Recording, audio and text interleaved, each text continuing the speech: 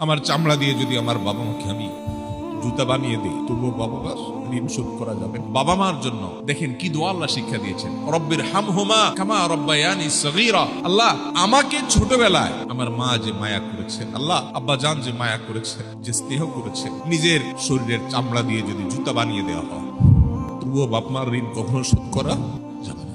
আমার চামড়া দিয়ে যদি আমার বাবা মাকে আমি জুতা বানিয়ে দিই, তবুও বাবা মার ঋণ শোধ করা যাবে।